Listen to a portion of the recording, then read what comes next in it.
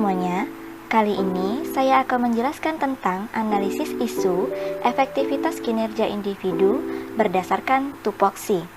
Nantinya, saya akan paparkan beberapa isu atau permasalahan yang saya temui terkait pembelajaran di unit kerja saya beserta dengan solusinya.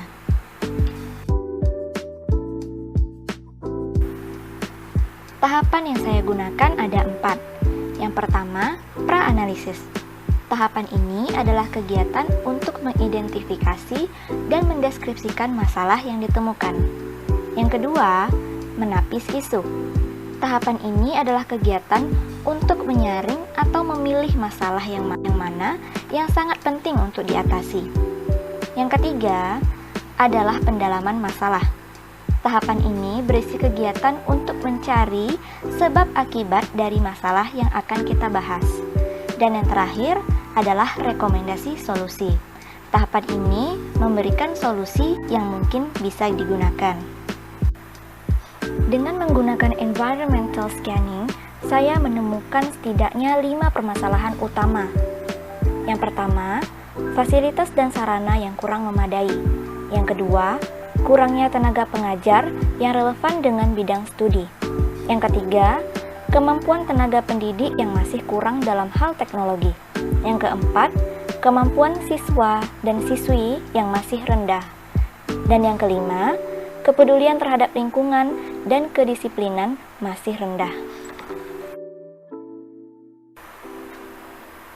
Untuk menyaring kelima masalah tadi, pada tahap ini saya menggunakan metode USG, Urgency, Seriousness, dan Growth. Urgency melihat dari seberapa mendesak isu tersebut harus dibahas. Seriousness melihat dari seberapa serius masalah yang akan dibahas. Dan growth melihat dari kemungkinan memburuknya masalah jika dibiarkan. Metode ini adalah salah satu alat untuk menyusun urutan prioritas masalah yang harus diselesaikan. Caranya dengan menentukan tingkatan masalah tersebut dengan skala 1 sampai 5. Berikut adalah analisis permasalahan dengan menggunakan metode USG.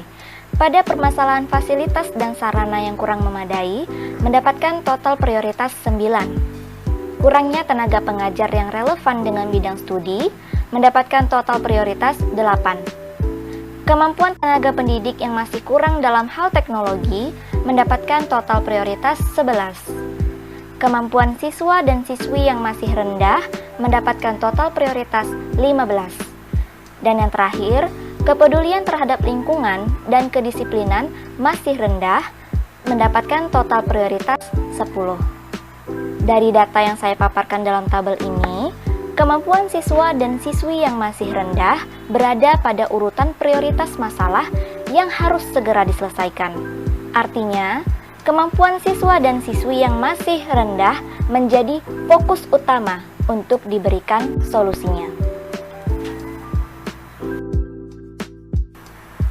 Setelah tadi mendapatkan masalah yang menjadi prioritas, selanjutnya saya mencari sebab dari masalah tersebut dengan menggunakan metode Fishbone. Didapatkan 4 aspek, yakni man yang terkait sumber daya manusia, method yang terkait dengan metode pembelajaran, machine yang terkait dengan teknologi, dan money yang terkait dengan anggaran. Untuk aspek sumber daya manusia, ada beberapa sebab, yakni motivasi siswa yang rendah, kurangnya kepedulian orang tua untuk membimbing anak, dan kemampuan guru yang belum optimal.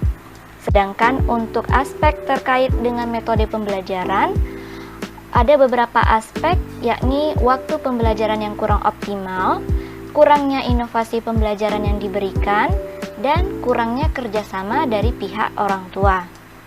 Untuk aspek teknologi, ada 3 sebab. Yang pertama, instalasi listrik yang hanya tersedia di sedikit ruangan, fasilitas teknologi yang belum mencukupi, dan sarana yang juga masih belum mencukupi.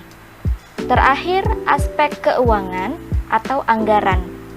Hanya ada 1 sebab saja, yakni anggaran yang belum cukup optimal dikarenakan banyaknya hal yang perlu diperbaiki.